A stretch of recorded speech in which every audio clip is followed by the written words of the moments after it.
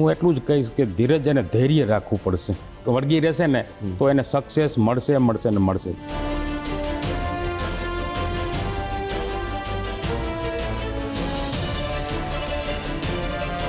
નમસ્કાર, અત્યારે અમે રાજકોટમાં છીએ અને આજે જેમની સાથે હું સંવાદ કરવાનો છું એ ગેસ્ટ એટલે બીજા કોઈ નહીં પણ DLA એસોસિએટના ફાઉન્ડર શ્રી દિલીપભાઈ લાડાણી.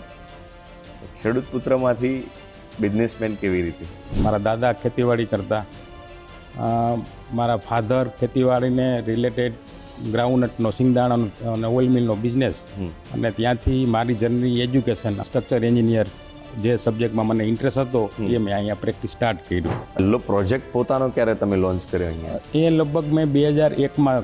લોકમુખે તમને લોકો ગ્રીન એમ્બેસેડર પણ કહે છે. એટલે હું બધા મારા કેમ્પસમાં એવી રીતના જ ડિઝાઇન કરું છું કે એમાં ગ્રીનરી પાર્ટ વધારે આવે. અત્યારે માર્કેટની અંદર ઘણા બધા નવા રિયલ એસ્ટેટ સાથે જોડાયેલા, બિઝનેસ સાથે જોડાયેલા લોકો આવતા હોય છે, ખૂબ સ્ટ્રગલ પણ કરતા હોય છે. એમને તમે શું સલાહ આપશો? યંગ જનરેશનને એવું કહીશ કે એક વિઝનથી તમે કામ કરો. AQI દિવસે ને દિવસે ખરાબ થઈ રહ્યો છે, તો આમાં રિયલ એસ્ટેટ સાથે જોડાયેલા લોકો આવનારા સમયમાં શું યોગદાન કરી શકે અથવા શું કરવું જોઈએ? આપણા દેશની વસ્તી વધારે છે એટલે નીડ તો છે જ. બેલેન્સમાં એક્ટિવિટી બધા બિલ્ડરે એ દિશામાં વિચારવું પડશે અને કરવું પણ પડશે. નમસ્કાર, અત્યારે અમે રાજકોટમાં છીએ અને આજે જેમની સાથે હું સંવાદ કરવાનો છું એ ગેસ્ટનો પરિચય હું કેવી રીતે આપું? એ ગેસ્ટ એટલે બીજા કોઈ નહીં પણ DLA એસોસિએટના ફાઉન્ડર શ્રી દિલીપભાઈ લાડાણી, કે જેમનો રાજકોટના ઇન્ફ્રાસ્ટ્રક્ચરમાં ખૂબ મહત્ત્વનો રોલ છે. એક એવા વ્યક્તિ કે જેઓ ગુજરાત ક્રેડાઈમાં પણ ખૂબ સક્રિય છે. એક એવા વ્યક્તિ કે જેઓ સામાજિક પ્રવૃત્તિઓમાં પણ ખૂબ સારી રીતે કામ કરે છે. મૂળ કેશોદ પાસે આવેલા એક નાના ગામડાના વતની છે અને અત્યારે તેઓ રાજકોટમાં ખૂબ સક્રિય રીતે કામ કરે છે. ગવર્મેન્ટ સાથે જોડાઈને પણ ઘણી બધી એમણે પ્રોજેક્ટની અંદર કામગીરી કરી છે. અને આ સાથે એ માત્ર બિઝનેસમેન નહીં પરંતુ જેમનું મન આધ્યાત્મિક છે એવા દિલીપભાઈ લાડાણી આપણી સાથે ઉપસ્થિત છે. સૌથી પહેલાં તો વેલકમ સર આપને. Thank you. આપના વિશે હું વાંચતો હતો તો ખેડૂત પુત્રમાંથી બિઝનેસમેન કેવી રીતે? આમ મારું મૂળ ગામ કેવદરા, કેશોદ તાલુકાનું. એટલે ત્યાં વર્ષો પહેલાં ખેતીવાડી, મારા દાદા ખેતીવાડી કરતા, મારા ફાધર ખેતીવાડીને રિલેટેડ ગ્રાઉન્ડનટનો સિંગદાણાનો અને ઓઇલ મિલનો બિઝનેસ, અને ત્યાંથી મારી જર્ની એજ્યુકેશન, અમારું કેશોદ તાલુકો એજ્યુકેશન હબ ગણાતું એ ટાઈમે. અચ્છા. એટલે ત્યાંથી બધા ડૉક્ટર ને એન્જિનિયરોનું આમ ઇન્સ્ટિટ્યૂટ લેવલે ટૂંકમાં તાલુકા પ્લેસનું એજ્યુકેશન ખૂબ સારું. એટલે એજ્યુકેશન લીધું ત્યાં.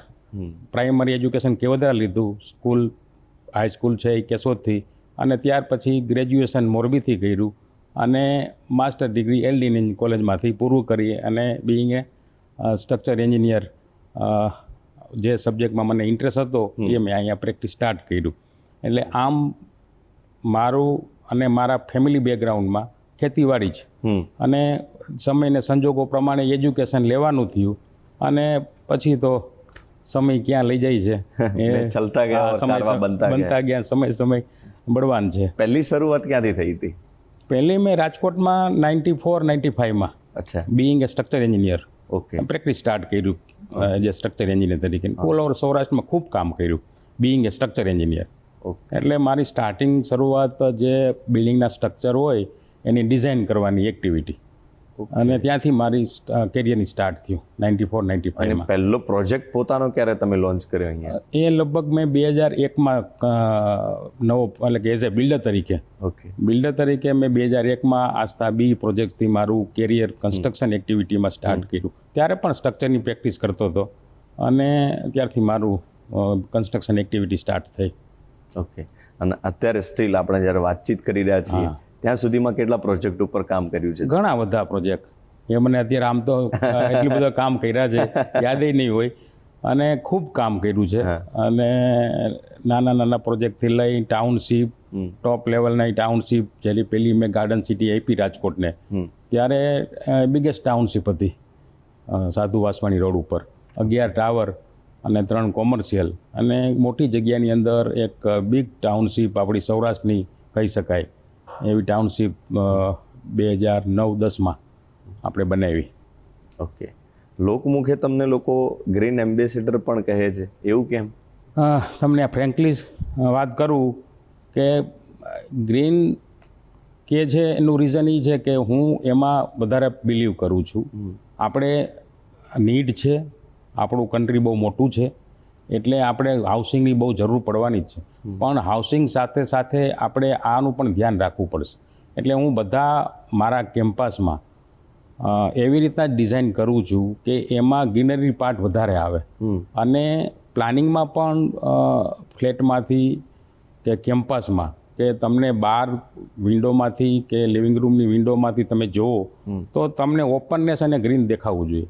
એટલે એમાં હું વધારે નીડ છે, સાથે સાથે એક આપણું પેલું કે ને કે આપણી સાથે ગ્રીનરી જોડાયેલી છે લાઈફ આપણી પાર્ટમાં, અને એટલે હું એને વધારે ઇમ્પોર્ટન્સ આપું છું.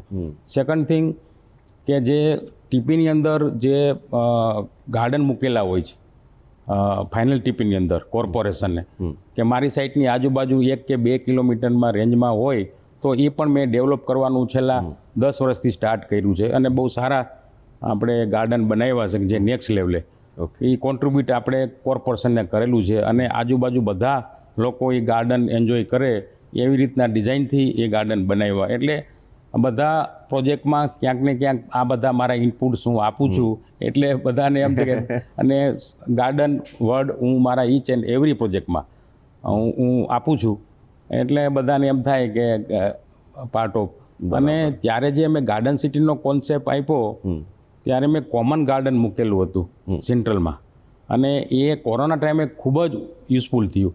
નોટ ઇવન ફ્લેટ રહેતા હતા એ તો ખરા જ, પણ ત્યાં ગેસ્ટ આવતા હતા એ લોકોએ બહુ સારી રીતે એ ગાર્ડનનો ઉપયોગ કર્યો.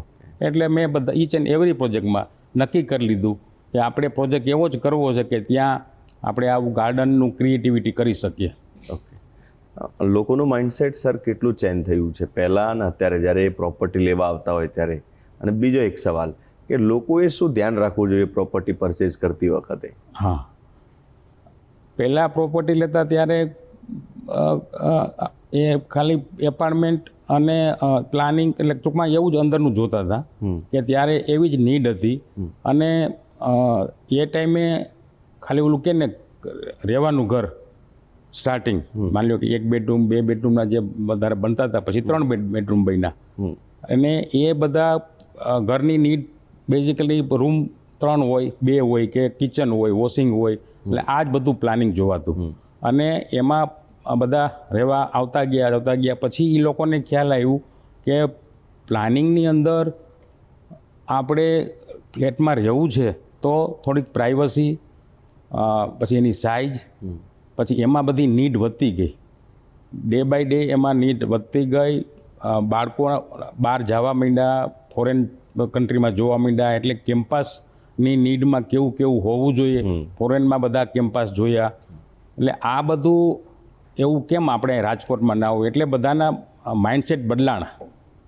એટલે આસ્તે આસ્તે એમાંથી બધા મોટી સાઇઝના ફ્લેટમાં ડાયવર્ટ, જેની પોતાની નીડ હતી, રિક્વાયરમેન્ટ હતી, એ ડાયવર્ટ થયા.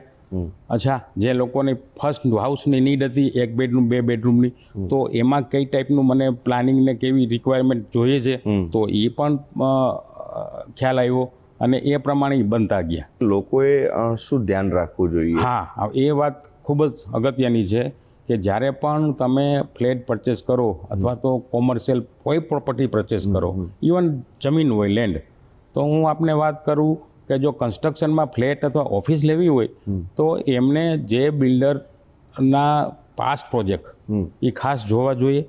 અને સમજો કે 1 કે 2 બેડરૂમનું રિક્વાયરમેન્ટ છે, ફર્સ્ટ હાઉસની આપણી રિક્વાયરમેન્ટ છે, તો એવા 4-5 બિલ્ડરો બનાવતા હોય જે એરિયામાં આપણે લેવું છે, એરિયાનું લોકેશન પહેલાં તો આપણે સિલેક્ટ કરવું જોઈએ. લોકેશન સિલેક્ટ કર્યા કરતી એરિયામાં આપણી જે સ્ક્વેર ફીટની રિક્વાયરમેન્ટ છે એવા કેટલા બિલ્ડર બનાવે છે, 3 કે 4 બનાવતા હોય તો એમનું પાસ્ટ પ્રોજેક્ટનું થોડું ટ્રેક રેકોર્ડ જોઈ લેવો જોઈએ કે કન્સ્ટ્રક્શન એક્ટિવિટીથી લઈ પોઝેશન, બીજું ત્રીજું, એ બધું જોવું જોઈએ. હવે રેરા આવી ગયું છે એટલે એનું રજિસ્ટ્રેશન થી લઈને એ બધું ટાઇટલ લેવલે ટૂંકમાં રેરાનું રજિસ્ટ્રેશન હોય એટલે એક તો ત્યાં બધી રીતે સેફ થઈ જાય. પછી એમને પ્રાઇઝ લેવલે મોટું જોઈ લેવું જોઈએ અને એના ઉપરથી જે પ્રોજેક્ટની જે બિલ્ડરની ક્વોલિટી છે તો ક્યાં આપણે વધારે આપવા છે, ક્યાં કેવી રીતના બરાબર એ જજમેન્ટ કરી કે આપણા બજેટમાં એ સેટ થાય છે તો એવી રીતના ઘર એમને પસંદ કરવું જોઈએ.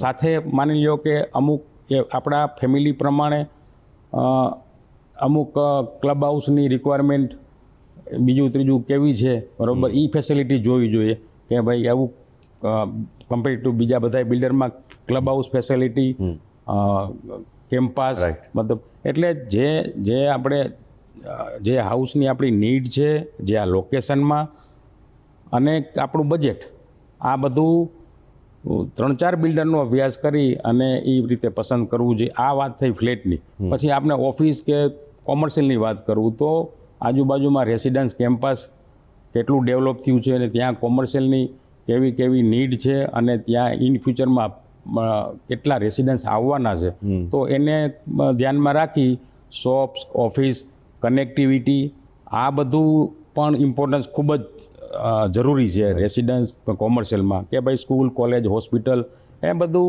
કનેક્ટિવિટી બહુ પ્રોપર રીતે અને બધી રીતે આપણા રિક્વાયરમેન્ટ થતી હોય તો એ મુજબ પ્રોપર્ટીમાં જવું જોઈએ. અત્યારે માર્કેટની અંદર ઘણા બધા નવા રિયલ એસ્ટેટ સાથે જોડાયેલા, બિઝનેસ સાથે જોડાયેલા લોકો આવતા હોય છે, ખૂબ સ્ટ્રગલ પણ કરતા હોય છે, એમને તમે શું સલાહ આપશો? રિયલ એસ્ટેટ છે ને સમય સંજોગોના એક્સપિરિયન્સ પ્રમાણેનો બિઝનેસ છે. કોઈ એમ કે ફાસ્ટલી મારો પહેલો પ્રોજેક્ટ જ એટલો સક્સેસ થઈ જાય એ પોસિબલ જ નથી. કારણ કે લોટ ઓફ 150 થી 200 એજન્સીઓનું એપ્લિકેશન છે. ઈચ એન્ડ એવરી મટીરિયલનું એપ્લિકેશન પ્રોપર થાય તો જ એ પ્રોજેક્ટ ઓલું કે ને સોનામાં સુગંધ પડે અથવા તો એ આખું ખીલે.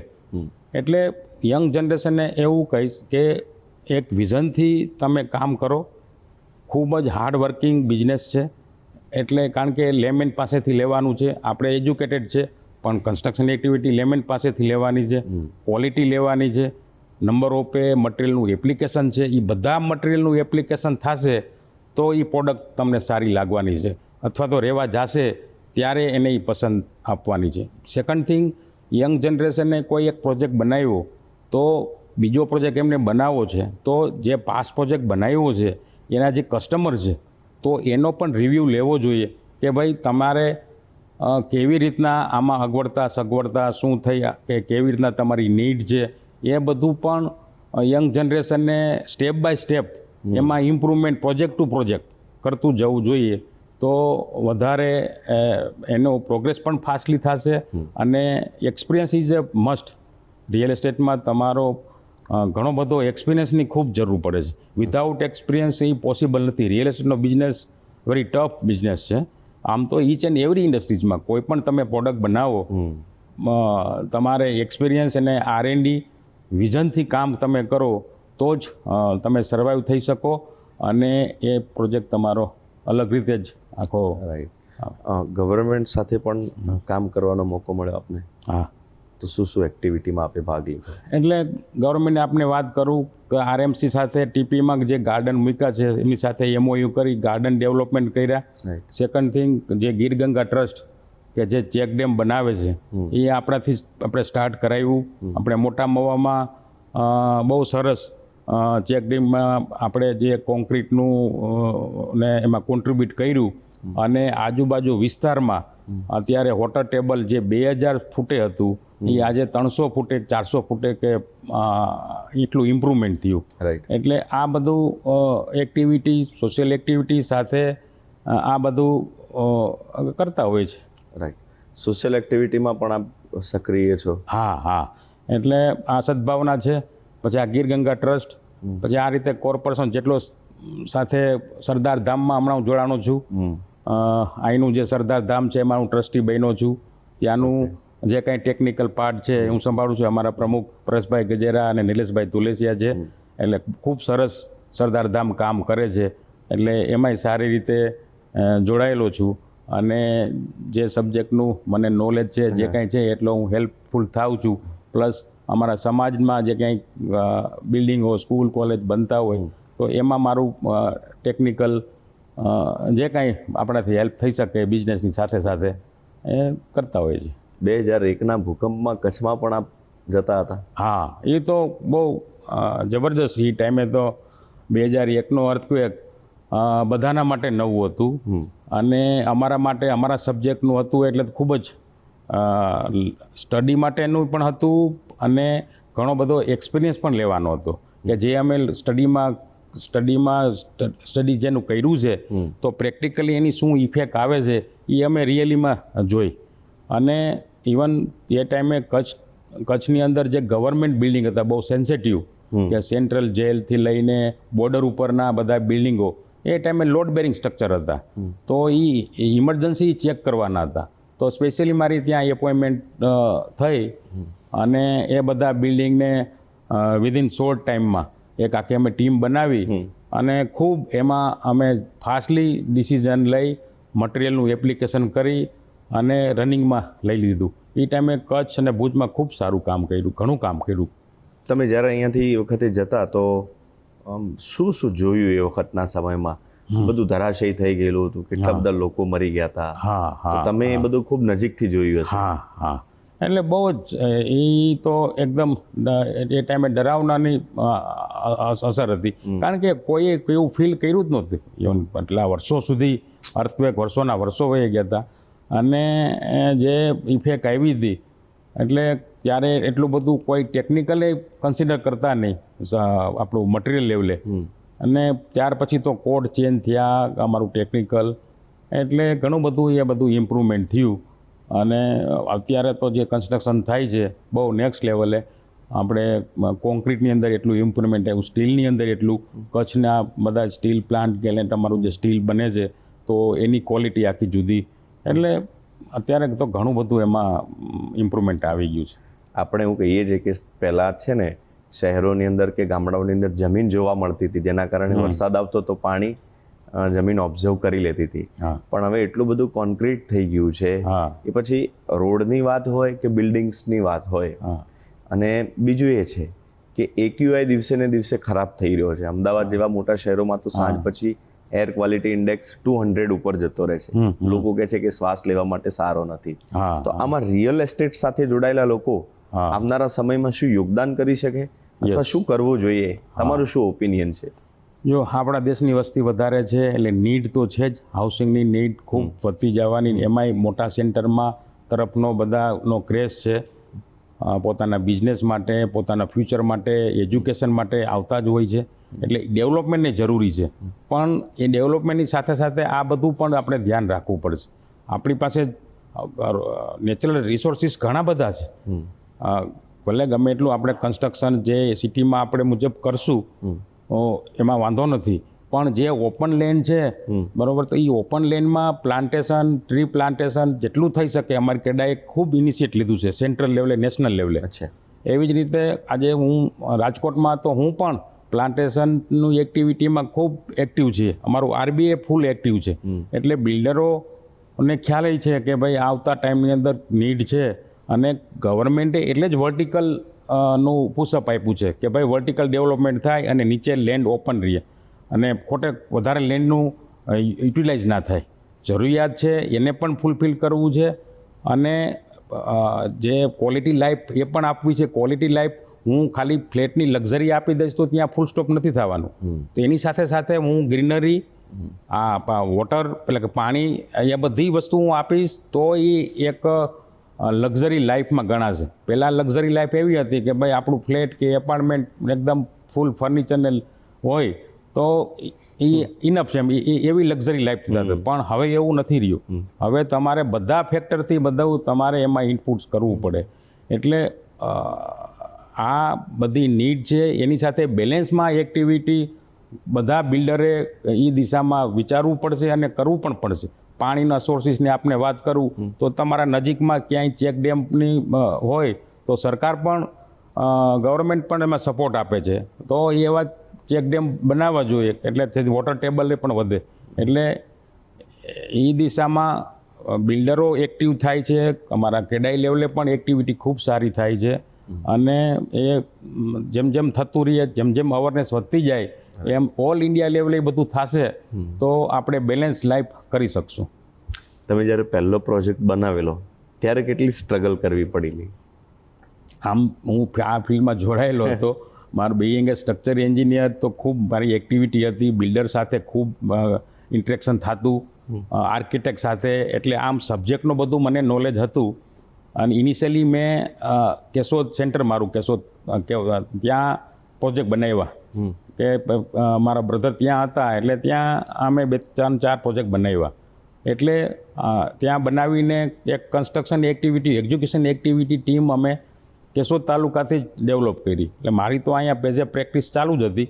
પછી અહીંયા શિફ્ટ થયા એટલે એને અમારી એક્ટિવિટી કન્સ્ટ્રક્શન અહીંયા સ્ટાર્ટ થઈ ગઈ અને એક ટીમ બનાવી અને એ ફિલ્ડમાં થતું ગયું. પણ આમ એટલું મને સ્ટ્રગલ નથી થયું, એટલા માટે કે મેં સ્ટ્રક્ચર તરીકે ખૂબ બધા બિલ્ડરો સાથે મિત્રતા બેઝ ઉપર કામ કર્યું. બધાનો સપોર્ટ મને બહુ મળ્યો.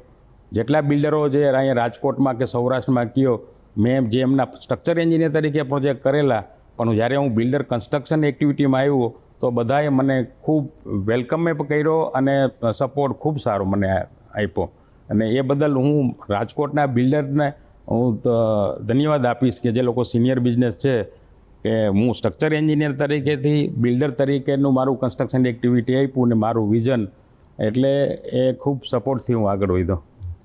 નેક્સ્ટ વિઝન શું છે DLA એસોસિએટનું? બસ આવું કામ કરતું રહેવું, સોશિયલ એક્ટિવિટી જેટલી થાય એટલી કરતા રહી. અમારી ટીમ બહુ પ્લાનિંગથી અને ઇન હાઉસ અમારું એક્ટિવિટી છે, એટલે એ બધું કામ કરીએ છીએ. એક આઇકોનિક પ્રોજેક્ટ 55 સ્ટોરી 220 મીટરનો, કે જે અમે પહેલાં 150 મીટર એટલે કે 34 સ્ટોરીનો કર્યો હતો. એરપોર્ટ શિફ્ટ થયું એટલે અમે 2 ટાવરની અંદર આઇકોનિક ડિઝાઇનમાં લાસ્ટ સ્ટેજ ઉપર બધી એની એક્ટિવિટી ચાલે છે. વિધિન 1 to 2-3 મહિનામાં આમ સાઇટ ઉપર કામ ચાલુ કરશું. સાઇટ ઓફિસ ને બધું ત્યાં થઈ ગયું છે, એટલે એ આઇકોનિક પ્રોજેક્ટ કરવાની ઈચ્છા છે. અને એ સાઇટથી અને પ્લસ બીજા અત્યારના બધા પ્રોજેક્ટ ચાલે છે.